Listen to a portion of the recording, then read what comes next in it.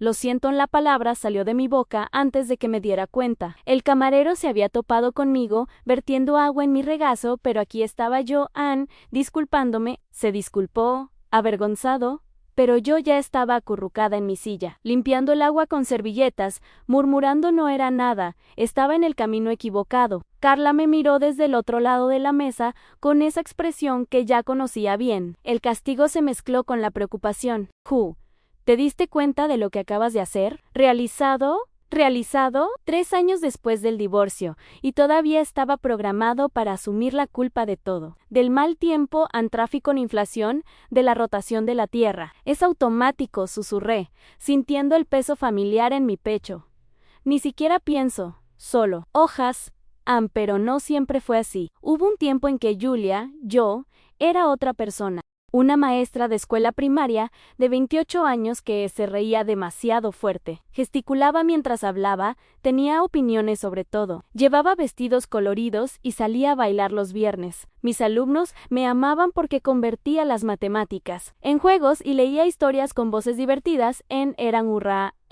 Entonces conocí a Rafael, fue en el cumpleaños de un amigo en común. Se paró en la esquina de la habitación, mirando a la gente con una media sonrisa que parecía contener secretos interesantes. Cuando nuestras miradas se encontraron, cruzó la habitación directamente hacia mí. Eres el maestro del que todos hablan, dijo, Julia, que hace que los niños amen la escuela. Sentí mariposas. Alguien había oído hablar de mí. Alguien sabía quién era yo incluso antes de que nos conociéramos. Rafael era arquitecto, 6 años mayor, con un apartamento organizado y una carrera establecida. Hablaba con convicción sobre cosas que apenas entendían: inversiones, planificación a largo plazo, estructuras familiares saludables. Parecía tener las respuestas que todavía estaba buscando. En el primer mes, me llamaba 3 veces al día. Solo quería escuchar tu voz, dijo. Pensé que era romántico. Me preguntó sobre cada detalle de mi día, recordó los nombres de mis alumnos. Quería saber todo sobre mí.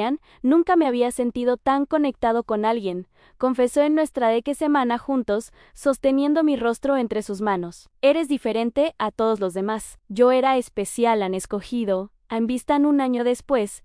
Nos casamos. Tenía 29 años e inquebrantablemente seguro había encontrado a mi pareja para toda la vida. Si alguien me hubiera dicho ese día, sonriendo con un vestido blanco, que en 5 años me disculparía por respirar demasiado fuerte, me habría reído en su cara. Pero aquella noche de mi 29º cumpleaños, cuando lloré porque se había olvidado de la fecha, y se volvió hacia mí con esa mirada tranquila, y me dijo: estás exagerando, amor. Esa fue la primera vez que me disculpé, sin saber exactamente por qué. No sería la última. Los primeros 2 años de matrimonio fueron como hundirse en arenas movedizas, tan lentamente que ni siquiera te das cuenta de que te estás hundiendo hasta que la arena te cubre la boca. Rafael nunca gritó, nunca rompió nada. Nunca levantó la mano. Era el marido que envidiaban los vecinos de Anne. Ayudaba con las compras. Se acordaba de preguntarme cómo estaba mi día. Me daba regalos bien pensados en fechas aleatorias. Lo que nadie vio fueron las palabras. Cariño. Creo que malinterpretaste lo que dije. Siempre usó ese tono paciente, casi profesoral, como si estuviera explicando algo obvio a un niño confundido.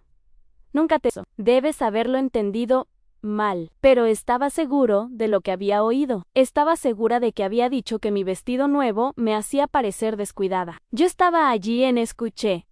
Tengo la impresión de que creas cosas en tu cabeza cuando estás estresado, continuó, tocando mi rostro con ternura. Debe ser el trabajo que te abruman, eres tan sensible. Y así, con delicadeza y lógica, borró mi realidad y pintó otra en su lugar. Mis amigos comenzaron a desaparecer de mi vida sin que me diera cuenta exactamente cómo. Carla llamó para programar algo y miré a Rafael, quien suspiró discretamente. No dijo: no te vayas. Ella solo comentó más tarde: me di cuenta de que siempre vuelves enojado cuando sales con ella. Se queja mucho, ¿verdad? Creo que te contamina. Entonces comencé a rechazar las invitaciones, para proteger mi matrimonio. Para no volver contaminado, cuando Marcos y Bea nos invitaron a cenar, Rafael aceptó cortésmente. En el camino, plantó semillas. San Marcos se está volviendo arrogante desde la promoción. ¿No crees?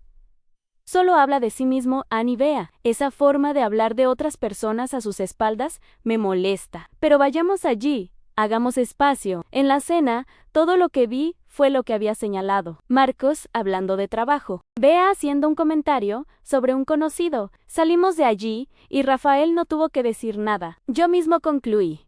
Creo que ya no tenemos mucho en común con ellos. Sonrió y me estrechó la mano. Aprender a elegir mejor las empresas. Un año después de la boda, mi círculo social se había reducido a Rafael, mi madre a quien toleraba y compañeros de trabajo a quienes no veía fuera de la escuela pero lo peor no fue el aislamiento, era como me hacía sentir conmigo misma.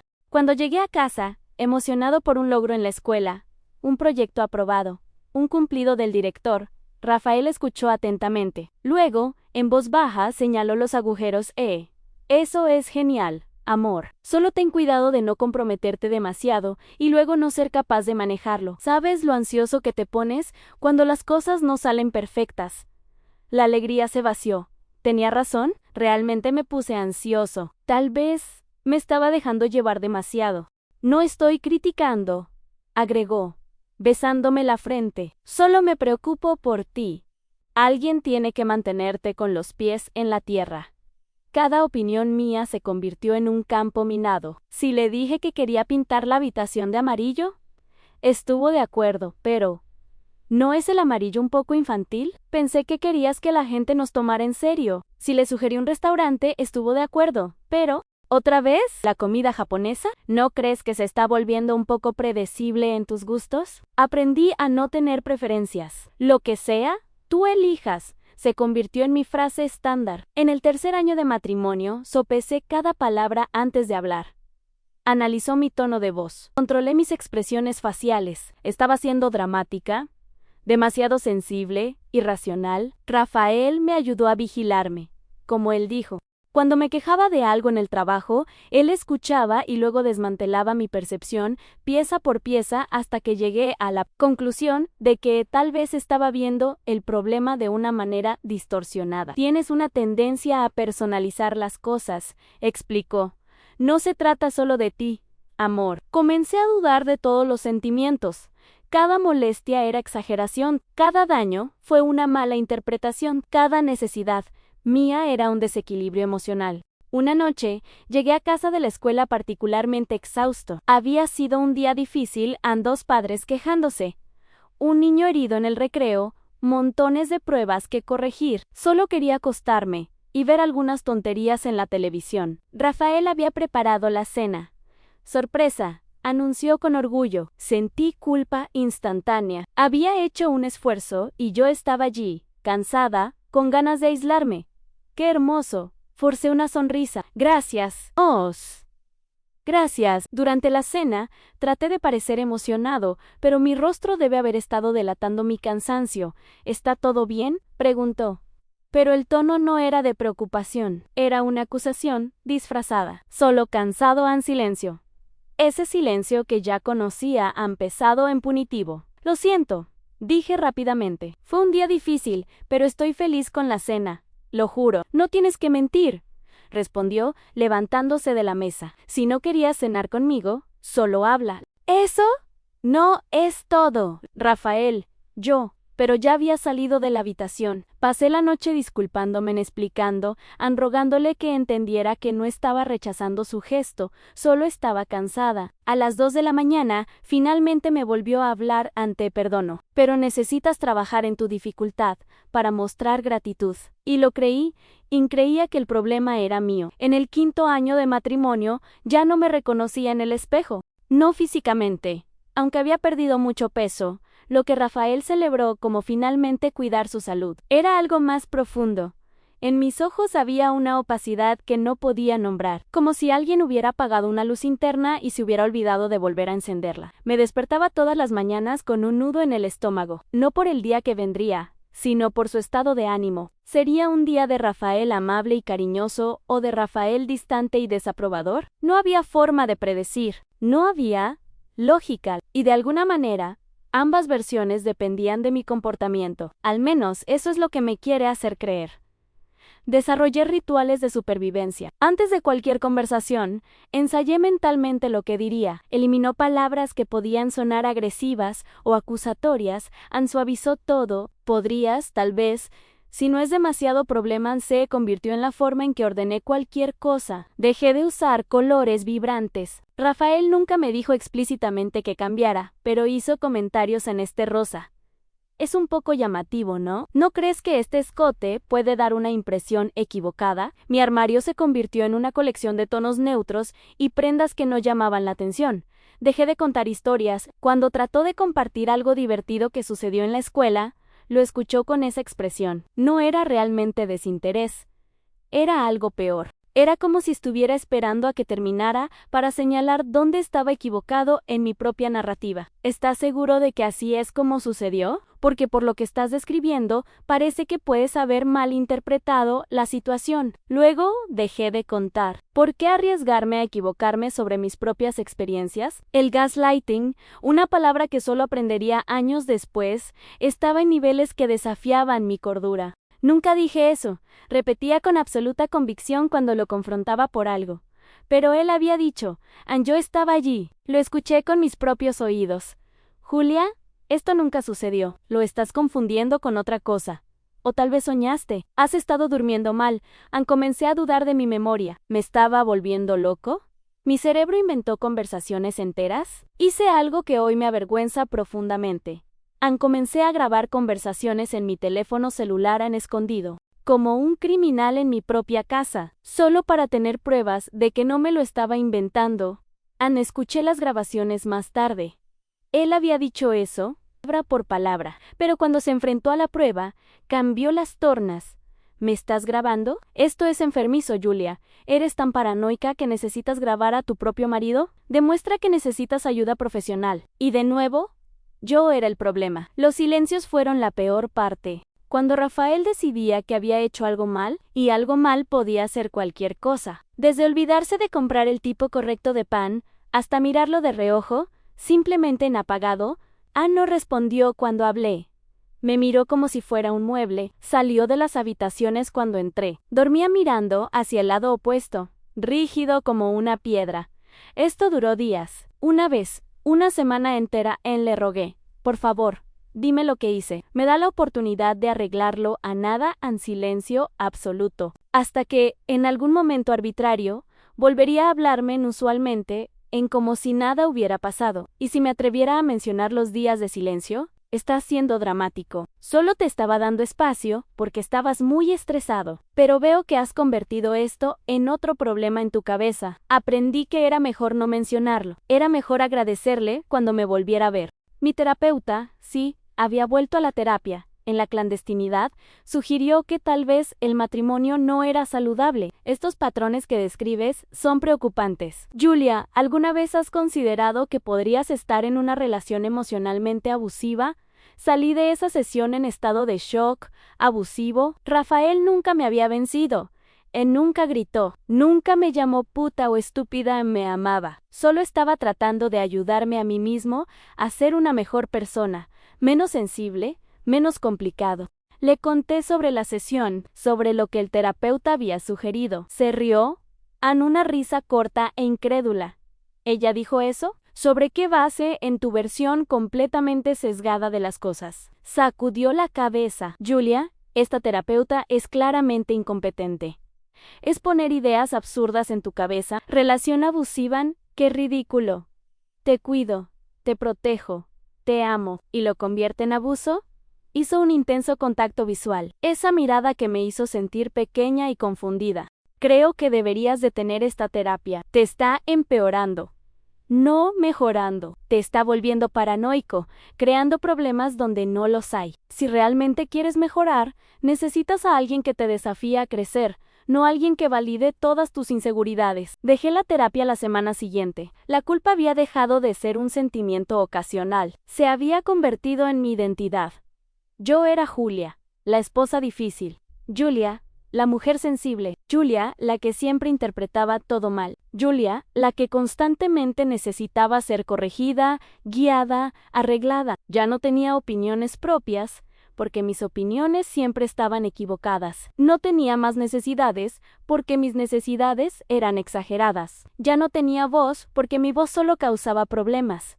En la escuela, los niños se dieron cuenta. «Maestro Hugh, ¿está triste?», me preguntó un día un estudiante de 7 años en Force, una sonrisa. «Por supuesto que no, querida, simplemente cansado». Pero ella no lo creyó, me abrazó la pierna y dijo: «A mi mamá se ve así cuando llora en el baño y finge que no lloró». Regresé a casa y me miré en el espejo durante largos minutos. ¿Quién era esta mujer de ojos apagados y hombros encorvados? ¿Dónde estaba Julia, que se reía a carcajadas y bailaba los viernes? ¿Dónde estaba el maestro que convirtió las matemáticas en juegos? Ella se había ido, reemplazado por esta versión fantasma que solo trató de no hacer nada malo. Y lo peor de todo, pensé que me lo merecía. Pensé que ese era realmente el problema, que si tan solo pudiera ser menos sensible, menos dramático, menos yo, tal vez el matrimonio funcionaría, tal vez Rafael dejaría de estar decepcionado de mi ante. Tal vez finalmente era lo suficientemente bueno. El cambio llegó a través de los ojos de un niño. Mi hermana Patricia viajaba por trabajo y me pidió que me quedara con mi sobrina Laura durante un fin de semana. Laura tenía 6 años, cabello rizado como el mío, antes de que comenzara a atarlo siempre en un moño, y una energía que ya no recordaba lo que era tener. A Rafael no le gustó la idea. «Los fines de semana son nuestro tiempo de calidad», dijo. Pero era mi hermana, e incluso él sabía que no podía negarlo sin parecer el villano. Luego estuvo de acuerdo, con ese suspiro que decía: «Estoy siendo muy generoseo». Laura llegó el viernes por la noche con una mochila de unicornio y 1000 palabras por minuto. Habló de la escuela, de los amigos, de los dibujos, del diente que era blando. Rafael sonrió cortésmente y se retiró a la oficina a trabajar. El sábado por la mañana hice panqueques. Laura los devoró felizmente, untada con miel, contando una historia sobre su maestra. Reí. Realmente me reí, no esa risa controlada que había desarrollado. Y durante unos minutos, olvidé controlar mi volumen. Olvidé ser discreto, hasta que Rafael apareció en la cocina con esa expresión. Conocía esa expresión. Significaba desaprobación, significaba que estaba haciendo algo mal, incluso sin saber que... Mi risa murió en mi garganta. Instintivamente, bajé la voz en «Lo siento, amor, voy a guardar silencio». Laura me miró confundida. «¿Por qué, tía Ru? Tu tío está trabajando. Necesita concentración». Rafael no dijo nada, simplemente tomó café y regresó a la oficina. Pero el clima ya había cambiado. Ya me había retirado mi caparazón. El almuerzo del domingo fue cuando todo se vino abajo. Había hecho pasta. El plato favorito de Lauren. Estábamos en la mesa, los tres, y ella estaba sacudiendo las piernas en su silla, demasiado emocionada para estar callada. Sostuvo el vaso de jugo con ambas manos, todavía contando alguna historia. Fue un movimiento simple.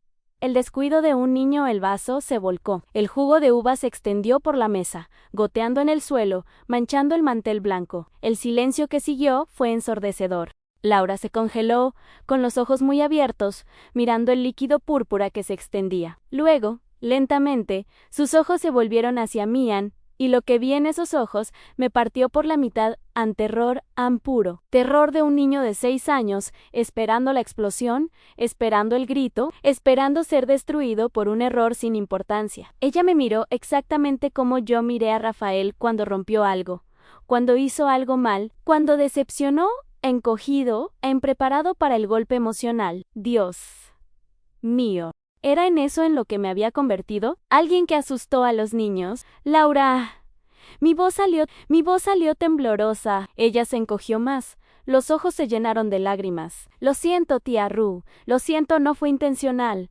No querían lo siento. Las palabras se recorrieron unas a otras, desesperadamente, como las mías cuando le rogué perdón a Rafael por cosas insignificantes. Algo en mí se rompió. Cariño, está bien, dije, levantándome rápidamente y arrodillándome junto a ella. Fue un accidente. Los accidentes ocurren. No hiciste nada malo. La abracé y ella se derrumbó en sollozos contra mi hombro. Rafael se aclaró la garganta. Bueno, estas cosas realmente suceden, pero es importante que aprenda a tener más cuidado. ¿No es así? Lo miré por encima de la cabeza de Laura Ann, realmente miré, quizás por primera vez en años. Vi a un hombre que convirtió los accidentes en lecciones.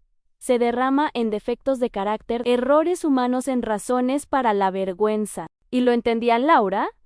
No me tenía miedo. Tenía miedo de lo que había aprendido al ver cómo me trataban. Había pasado un fin de semana viéndome caminar sobre cáscaras de huevo, disculpándose por existir, acobardándose en su presencia, y había aprendido que así era como reaccionabas cuando cometías errores. Después del almuerzo, mientras Laura veía dibujos animados, me senté en el piso del baño y lloré en silencio. Miré mis manos que solían gesticular con entusiasmo mientras contaba historias, que pintaban con los niños, que bailaban en el aire cuando me reía. Ahora vivían entrelazados en sus brazos, tranquilos, contenidos, disculpándose en quién me había convertido. Peor aún, ¿qué ejemplo estaba siendo? Las siguientes semanas fueron de guerra interna. Una parte de mí, la parte que Rafael había cultivado cuidadosamente, dijo que estaba exagerando, que estaba dramatizando un momento aislado, que Laura era solo una niña sensible, pero otra parte, una vocecita que había silenciado durante años, susurró verdades incómodas. Esto no es normal, esto no es amor, esto no es matrimonio, esto es prisión. Comencé a observar mi comportamiento como si fuera otra persona, la forma en que medí cada palabra, cómo bajó la voz instintivamente, cómo comprobé su expresión antes de decidir si podía relajarme o si necesitaba estar alerta, cómo me disculpé para todo, constantemente. Perdón por respirar ruidosamente, perdón por estar cansado, perdón por necesitar algo, perdón por sentir, perdón por existir. 2 meses después del episodio con Laura, durante una noche de insomnio, tomé la decisión más aterradora de mi vida. Iba a pedir el divorcio. No porque fuera fuerte, no porque estuviera seguro, no porque tuviera un plan, pero porque si me quedaba un día más, desaparecería por completo, y algún instinto de supervivencia, profundo y primario, se negó a permitir que eso sucediera. Esperé el momento adecuado, o más bien, esperé un momento en el que estaba de buen humor, porque incluso en mi liberación todavía necesitaba su aprobación. Rafael, necesito hablar. Levantó la vista de su computadora portátil, acerca de, sobre nosotros, and yo. Creo que tenemos que separarnos. Esperé la explosión en enojo, a la negativa. En cambio, se rió. No es una risa fuerte, pero esa risa corta y condescendiente que usaba cuando decía algo particularmente tonto, ¿separado? Julia, ¿de dónde sacaste eso? No estoy contento. Este matrimonio me está destruyendo. ¿Estás teniendo un ataque de miedo? Amor. ¿Ha pasado por esto antes? ¿Recuerdas cuando pensaste que te estaba manipulando? ¿Recuerdas cuando querías dejar la terapia porque el terapeuta te estaba confundiendo? ¿Eso es todo? De nuevo entras en esos ciclos. No es un ciclo, es real. Necesito salir. Cerró su computadora portátil y me miró con esa expresión de infinita paciencia reservada para niños obstinados. Está bien, vamos a fingir que hablas en serio. ¿A dónde vas? ¿Con qué dinero? Hacer que solo. Hizo una pausa con este propósito. Apenas puedes decidir qué cenar, Julia, ¿cómo vas a decidir sobre tu propia vida? Las palabras eran como cuchillos, pero las dijo en un tono suave, preocupado, como si me estuviera salvando de una decisión terrible. Nadie te tolerará. Amoran, lo sabes, ¿verdad? Tu sensibilidad, tus inseguridades, tus arrebatos, lo soporto porque te amo, pero ahí fuera, buena suerte. Y la peor parte, una gran parte de mí creía.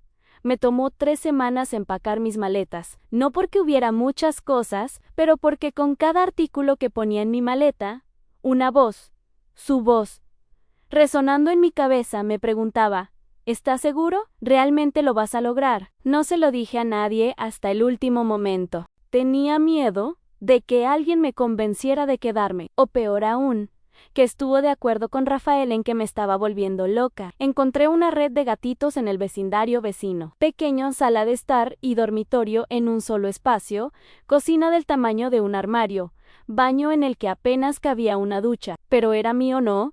Lo sería si tuviera el coraje de irme. El alquiler se comió la mitad de mi salario. Tendría que vivir de fideos ramen y arroz con huevos. Pero descubrí que la libertad tiene un precio y estaba dispuesto a pagar. Me fui un martes, mientras él estaba en el trabajo. Cobarde. Quizás pero conocía a Rafael. Sabía que si él estaba presente, me convencería de quedarme. Tenía años de práctica en eso en 3 maletas. Era todo lo que había tomado de 5 años de matrimonio. Ropa neutra, algunos libros, una foto de mi familia. Dejé las joyas que me había dado, los muebles que había elegido, la vida que había construido para mí. Dejé una nota en la mesa de la cocina. No se trata de ti, se trata de que necesito encontrarme a mí mismo. Por favor, no me busques, Ann. Mentira en C. Trataba completamente de Ellen, pero incluso cuando me fui, me ablandaba, protegía, mentía para no lastimarlo. La maleta olía a moho y pintura fresca. El refrigerador hizo un ruido extraño. El colchón era delgado e incómodo. Me senté en el suelo, aún no había comprado muebles, y miré a mi alrededor a las paredes vacías, y entré en pánico. ¿Qué había hecho? Rafael tenía razón. No sabía cómo vivir solo. No sabía cómo tomar decisiones. Ella no sabía nada más, que ella era su esposa inadecuada. Las primeras semanas fueron un borrón de terror y soledad. Me desperté en medio de la noche con el corazón acelerado, revisando mi teléfono celular compulsivamente. Parte de mí esperando, queriendo que me llamaría, rogándome que volviera. Otra parte aterrorizada de que realmente llamara Ann. ¿Llamó? Por supuesto que sí. La primera vez fue 3 días después de que me fui. Respondí en el cuarto timbre, con las manos temblorosas en Julia. Su voz era tranquila, controlada. ¿Podemos hablar como adultos? Yo no sé qué decir. Sé que tienes miedo. Los cambios dan miedo, es normal. Pero no tienes que hacerlo solo. Vete a casa. Lo resolvemos. Ante. ¿Perdonó? Él me perdonó, como si hubiera hecho algo mal al irme. No puedo, Rafael. ¿Estás solo en ese lugar? ¿Has comido adecuadamente? ¿Medicina? ¿Tomaste tu medicina? Sabía que estaba tomando antidepresivos. Había sido su idea que viera a un psiquiatra. Necesitas cuidado, amor. Y puedo darte eso en cuidado. Ann siempre empaquetaba el control en papel de regalo llamado cuidado. Necesito intentarlo. Susurré en silencio. Ese silencio familiar y castigador. Está bien, Ann. Siempre has sido terco, pero cuando te explote en la cara. Y lo hará. No digas que no te lo advertí. Ann colgó. Lloré hasta que no tuve más lágrimas. En la segunda semana, casi regresé 3 veces de hecho. La primera vez fue cuando el lavabo del baño se obstruyó y no tenía idea de cómo solucionarlo. Rafael siempre se ocupó de estas cosas. Tomé las llaves del auto, conduje hasta el viejo apartamento estacionado enfrente. Me senté allí durante 20 minutos, mirando las ventanas iluminadas. ¿Sería tan fácil de escalar? Ann toca el timbre, diciendo, tenías razón, no puedo hacerlo solo. Pero entonces recordé los ojos de Lauren de terror, de la mujer en la que me había convertido. Volví a la red y llamé a un plomero a través de Google. Gasté una fortuna, pero lo resolví yo mismo. La segunda vez fue un sábado por la noche. Todos mis amigos, los pocos que quedaban, estaban ocupados. El silencio del gatito era ensordecedor. Soledad, sofocante. Al menos con Rafael no estaba solo.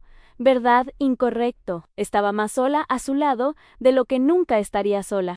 Pero aún así, conduje allí de nuevo. Incluso subí al suelo. Me detuve frente a la puerta. Escuché voces adentro en suyos. Y una mujer, en una risa femenina. Su voz, suave, seductora. El tono que usó conmigo al principio, estaba paralizado. ¿Cuánto tiempo? ¿Cuánto tiempo había estado con otra persona? ¿Era por eso que no había rogado mucho? ¿Por qué ya tenías un reemplazo? Regresé al auto en estado de shock. Conduje sin una dirección clara hasta que me encontré en el estacionamiento del apartamento de Carla, mi mejor amigo que había dejado de lado, que había cambiado por un hombre que ahora me estaba cambiando. No tuve el coraje de tocar el timbre, pero bajó a tirar basura y me vio allí, sentado en el auto, un desastre humano. Hugh, me derrumbé, me llevó arriba, preparó té, no hizo preguntas, simplemente me sostuvo mientras lloraba años de dolor acumulado. Te he estado esperando todo este tiempo, dijo más tarde, cuando finalmente logré hablar entre sollozos. Sabía que un día volverías a ti mismo. ¿Qué pasa si no vuelvo? ¿Y si ese soy yo ahora? ¿Esa persona rota? Lo roto está arreglado, y eres más fuerte de lo que crees. No le creí esa noche, pero sus palabras plantaron una semilla. La tercera vez que casi regresé fue la peor. Rafael apareció en la red de Kitnet. No sé cómo obtuvo mi dirección, no se la había dado, pero tenía sus medios. Llamó a la puerta un jueves por la noche. Cuando lo abrí y lo vi allí, con flores y esa sonrisa que me hizo olvidar quién era, mi corazón se aceleró. No de amor a memoria muscular, del estándar. ¿Puedo entrar? Debería haber dicho que no, pero años de entrenamiento me hicieron dar un paso al costado. Miró a su alrededor el pequeño espacio, las paredes sin cuadros, mi vida reducida a lo esencial. No mereces vivir así, Ju. Su voz estaba genuinamente preocupada. Mira esto. Mira lo que te estás haciendo a ti mismo. Me estoy organizando. Se está castigando a sí mismo. Colocó las flores en el mostrador, sin jarrón para ponerlas, debido a una crisis. Todos los matrimonios pasan por crisis. Pero no, amaran esa palabra había perdido su significado en algún momento del camino. Todavía te amo, Julia, y te perdono. Para todo, vete a casa. Y por un momento peligroso, lo consideré. Sería mucho más fácil, de vuelta a la vida cómoda, al hermoso apartamento. Así que no tienes que decidir todo por tu cuenta. Tener a alguien, aunque ese alguien me hiciera desaparecer poco a poco. Di un paso hacia mí. Me tocó la cara. Estás perdiendo peso, no está comiendo adecuadamente. Esto no es vida. Amor, me necesitas. Mi cuerpo ya se inclinaba hacia él en el estándar en la danza. ¿Conocida? Pero luego dijo: siempre has estado un poco perdido. Sin mí, está bien admitir que necesitas ayuda, y algo se rompió. ¿Perdido? Sin él. Como si no existiera antes que él, como si no hubiera sobrevivido 28 años antes de conocerlo. ¿Tienes que salir qué? Vete, ahora mi voz salió más firme de lo que sentía. No voy a volver, Rafael. No seas ridículo, no soy ridículo. No soy demasiado sensible, no soy problemático. Soy una mujer que intenta sobrevivir a lo que me hiciste. Su rostro cambió, la suave máscara se deslizó por un segundo, revelando algo frío debajo. Te vas a arrepentir, tal vez, pero será mi arrepentimiento. Mi elección a mi vida. Dejó las flores en el mostrador, un último gesto de control, y se fue dando un portazo. Tiré las flores a la basura y lloré hasta la mañana no nostalgia. De alivio, de terror, de libertad. Por primera vez en 5 años, había tomado una decisión propia. Y había sobrevivido. La terapeuta se llamaba doctora Mariana Carla, me recomendó, insistió en que le diera una oportunidad. Ella se especializa en relaciones abusivas, dijo mi amiga. Todavía me retiré de la palabra abusivo. Parecía exagerado para un matrimonio en el que nunca hubo violencia física. Pero hice una cita. La oficina era acogedora, llena de plantas y luz natural. La doctora Mariana tenía unos 50 años, tenía el pelo gris recogido en un moño suelto y una mirada que parecía ver a través de las mentiras que me decía a mí mismo. Dime por qué estás aquí, preguntó. Después de las formalidades iniciales. Yo, recientemente me divorcié y me está costando adaptarme. ¿Adaptar cómo? No sé cómo tomar decisiones. Me dan pánico las cosas simples. En el mercado, paso 20 minutos decidiendo qué pasta de dientes comprar. ¿Es ridículo? No es ridículo.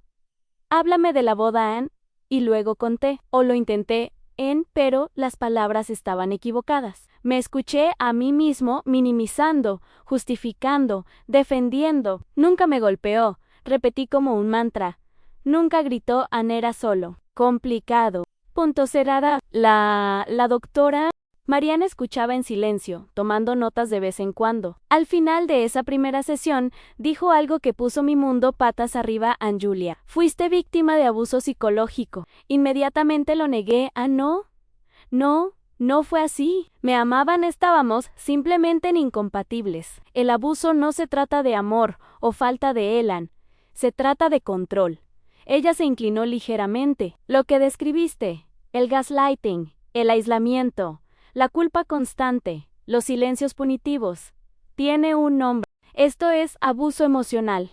Salí de esa sesión furioso. ¿Quién era ella para etiquetar mi matrimonio? Convertir 5 años de mi vida en una narrativa de víctima. No fui una víctima, solo estaba complicado, sensible, problemático. Exactamente lo que siempre decía. Me tomó 8 meses de terapia semanal comenzar a aceptar la verdad. 8 meses de dolorosa deconstrucción, ver videos sobre manipulación emocional y reconocer cada técnica, leer sobre narcisismo y ver su rostro en cada descripción.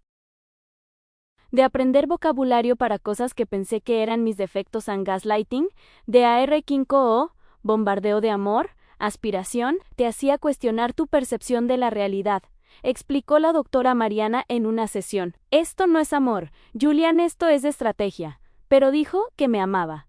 Los abusadores siempre dicen, y a veces incluso lo creen, pero el amor no te destruye por dentro, el amor no te hace sentir loco, el amor no te aísla del mundo. Aprendí sobre el ciclo en acumulación de tensión, explosión o, en su caso, implosión a través del silencio, reconciliación, luna de miel, y luego todo de nuevo, un bucle infinito que me mantenía desequilibrado, siempre tratando de volver a la fase buena. Nunca te dejó estabilizarte, dijo Mariana, porque si te sentías seguro, comenzarías a ver el patrón. La parte más difícil fue no aceptar que había sido abusada, fue aceptar que no era mi culpa. Porque si no era mi culpa, significaba que había perdido 5 años, que había sido engañada.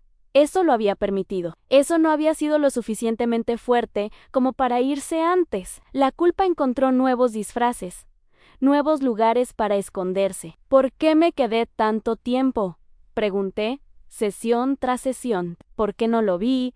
¿Por qué no me fui? ¿Por qué te entrenó para no ver? Poco a poco, metódicamente. No te despertaste un día en una relación abusiva. Has sido arrastrado allí por migajas de afecto, gaslighting y erosión constante de tu autoestima. Empecé a hacer ejercicio. La doctora Mariana me dio tarea. Cada vez que te disculpes esta semana, quiero que lo escribas. Lo que dijiste, a quién, por qué. Regresé con 3 páginas. Se había disculpado 42 veces en una semana. Para cosas como alguien chocando conmigo, mi teléfono celular sonando en público, haciendo una pregunta en el trabajo, necesitando reprogramar una cita, llegando a la hora programada cuando la otra persona llegó tarde. ¿Ves el patrón?, preguntó la doctora Mariana Hanlovy. Me disculpé por existir, por ocupar espacio, porque tiene necesidades. Próxima tarea, en una semana sin disculparse innecesariamente. Solo disculpas reales, cuando realmente lastimas a alguien o cometes un error. Fue una de las semanas más difíciles de mi vida. Mi boca automáticamente formó excusa y tuve que morderme la lengua. Literalmente y mordí, tanto que me lesioné. Pero más tarde esa semana, algo comenzó a cambiar. Comencé a darme cuenta de cuántas de mis excusas se hacían eco de su voz. Aprendí a reescribir la narrativa. Tomé recuerdos que había etiquetado como fui duro y los volví a examinar. Esa vez que lloré en mi cumpleaños olvidado, no era yo siendo dramático. Fue una respuesta emocional válida para ser descuidada. Esa vez que mis amigos eran tóxicos, no lo estaban, los aisló porque amenazaban su control. Esa vez que fui demasiado sensible, estaba respondiendo normalmente a un tratamiento anormal. Cada recuerdo reescrito fue liberador y devastador al mismo tiempo. Liberador porque me devolvió mi realidad. Devastador porque mostraba cuánto tiempo había vivido en su realidad. 6 meses después de la terapia, tuve un momento de claridad en una sesión. Pasé 5 años tratando de transformarme en la mujer que él quería. Más tranquilo, menos sensible, más agradable, menos problemático. Y nunca funcionó. ¿Sabes por qué? La doctora Mariana esperó. Porque el problema nunca fue quién era yo. El problema era que él necesitaba que yo fuera el problema. Porque si yo era el problema, él no necesitaba cambiar nada. Podía seguir controlando, manipulando y seguir siendo el buen marido que toleraba a la esposa difícil.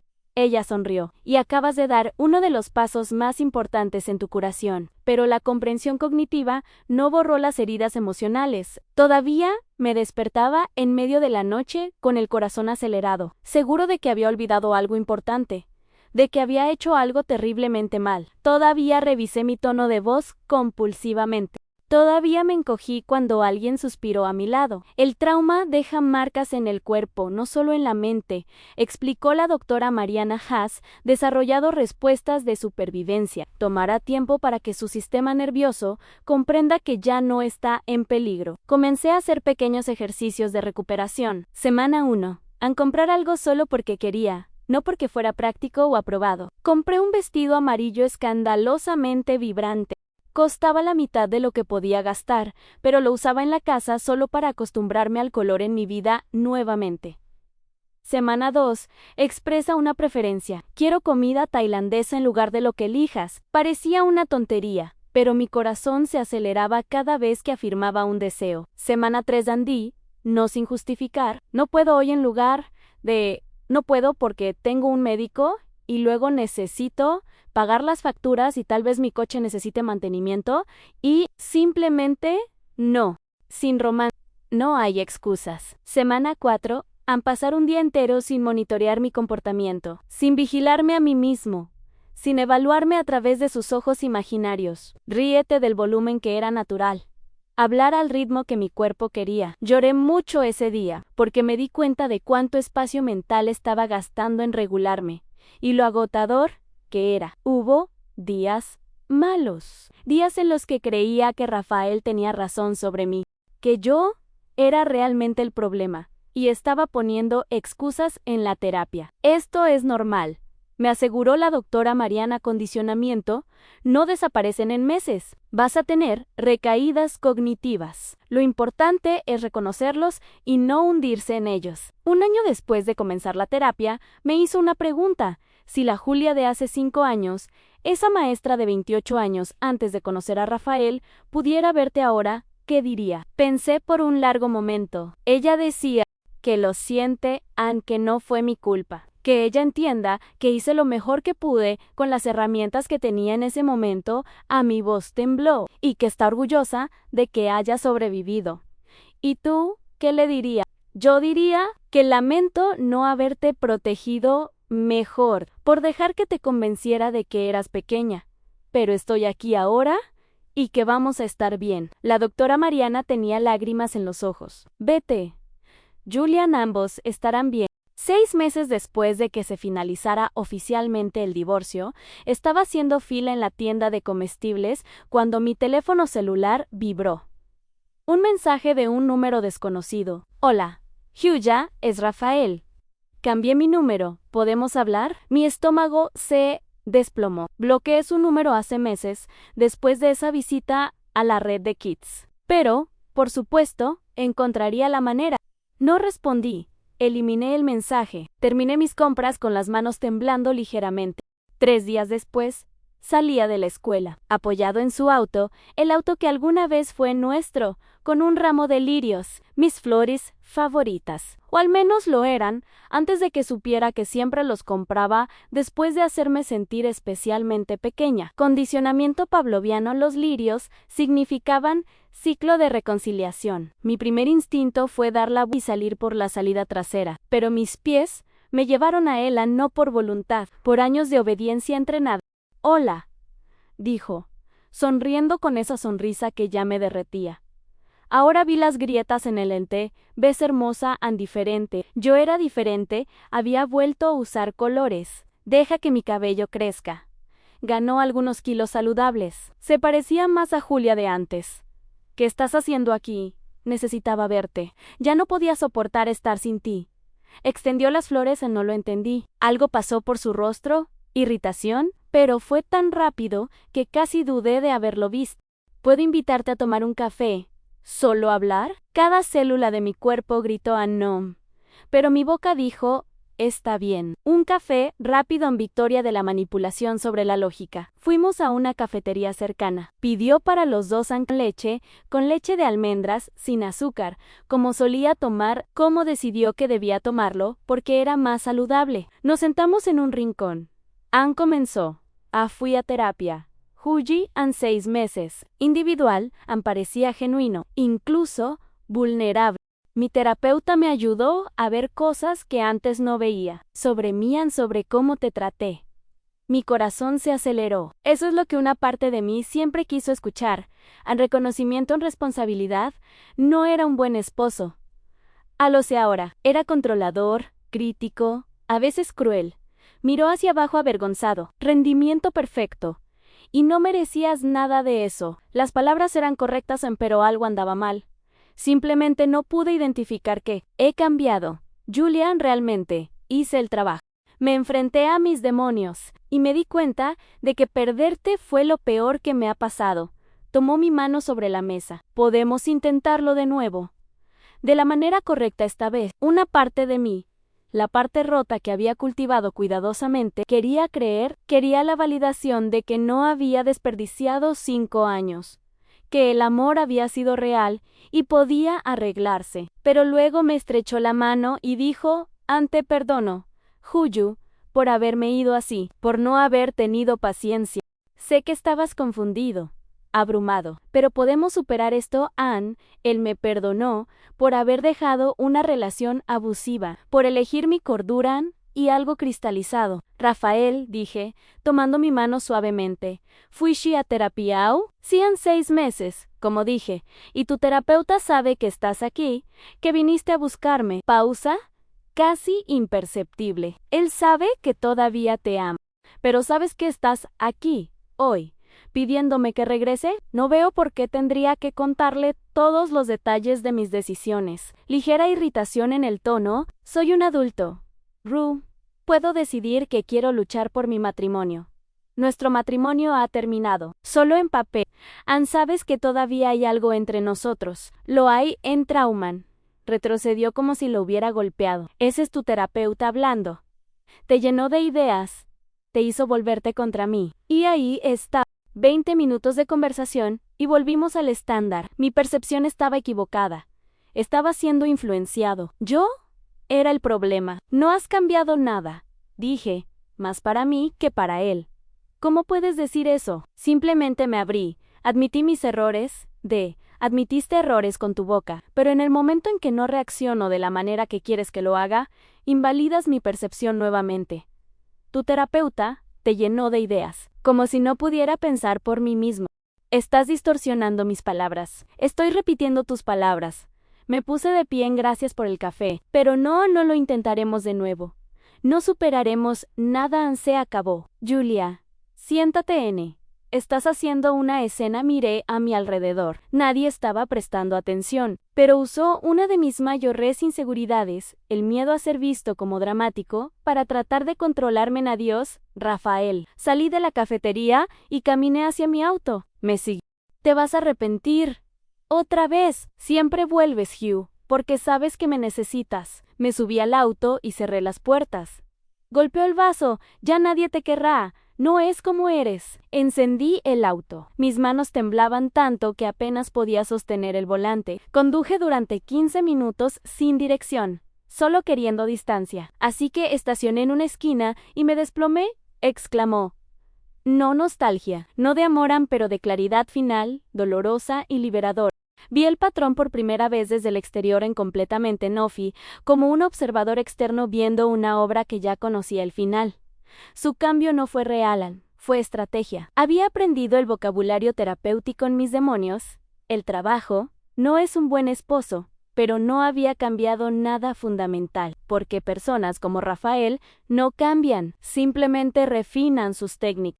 En 20 minutos de conversación, invalidó mi percepción diciendo que mi terapeuta me influyó. Traté de controlarme usando la vergüenza social. Estás haciendo una escena.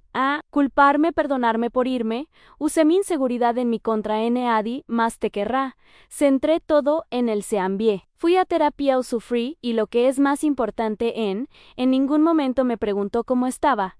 Lo que necesitaba si fuera feliz ahora, porque nunca se había tratado de... Siempre se trató de que él tuviera el control. Llamé a la doctora Mariana en sesión de emergencia. Casi le creí, dije, todavía llorando. Por un momento, cuando dijo que había cambiado, yo casi, pero no lo creíste, me interrumpió suavemente. ¿Lo probaste nombrado Anne? Y cuando apareció el patrón, lo reconociste. Julia, eso es un gran crecimiento, pero todavía duele. Todavía hay una parte de mí que quiere creer que el amor era real. El amor que sentiste fue real en suyo.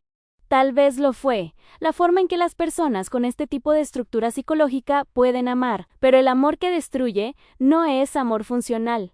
No es el amor lo que te sirve. Durante las siguientes semanas, tuve que procesar el dolor nuevamente. porque esa vez había sido el entierro final, la última posibilidad de qué pasaría si, la muerte definitiva de la fantasía de que él cambiaría, que podríamos haber sido Anne. La gente no entendía. Pero lo superaste, dijeron. Como si la superación fuera lineal, como si no hubiera capas. Anne Carla entendió. No volviste con él. Eso es lo que importa. Lo probaste, viste la verdad y te fuiste. Otra vez. Eso es fuerza, no debilidad. Pero lo peor fueron los juicios velados. Se veían tan bien juntos. Siempre fue muy educado. ¿No fue un malentendido? Aprendí algo doloroso. El abuso psicológico es invisible para quienes no lo han vivido. La gente ve al hombre como encantador, educado, exitoso. No ven lo que sucede cuando las puertas se cierran. No ves cómo te desmantelan palabra por palabra. Busca mirada, silencio por silencio. Y explicar parecía una locura. Me ignoró durante días. Suena como a nada. Dijo que interpreté todo mal. Suena como un problema de comunicación. Me hizo sentir loco. Suena como yo estoy loco. Así que dejé de explicárselo a aquellos que no querían entender. Guardé mi verdad para aquellos que tenían la capacidad de sostener. 2 años después del divorcio, me despierto en un apartamento que finalmente se parece al mío. Ya no es el kitnet apretado. Pude ahorrar lo suficiente para un lugar más grande, un dormitorio real, sala de estar con espacio para recibir gente, cocina donde puedo bailar mientras cocino. Las paredes son amarillas, vibrante, alegre, completamente poco práctico según los estándares de decoración sensatos. Pero quería amarillo, así que lo pinté de amarillo, tan simple como es. Tengo plantas por todas partes, suculentas en el parapeto, helechos colgantes, una costilla de Adán que ya ha ocupado la mitad de la habitación. Rafael odiaba las plantas. Dijo que eran suciedad innecesaria. Ahora lo entiendo, odiaba cualquier cosa que necesitara atención que no fuera Elan Me. Despierto y preparo café. No del tipo que él aprobaba, complejo, con leche especial, sin azúcar. Hago café pegado, solo, con 2 cucharadas de azúcar, porque me gusta así. Y descubrí que esa razón es suficiente. El trabajo sigue siendo mi refugio, pero ahora por las razones correctas. No porque necesite huir de casa, sino porque realmente amo enseñar. Acepté coordinar el proyecto de lectura que siempre quise, el que Rafael dijo que no tenía la capacidad de liderar. Me ascendieron hace 6 meses.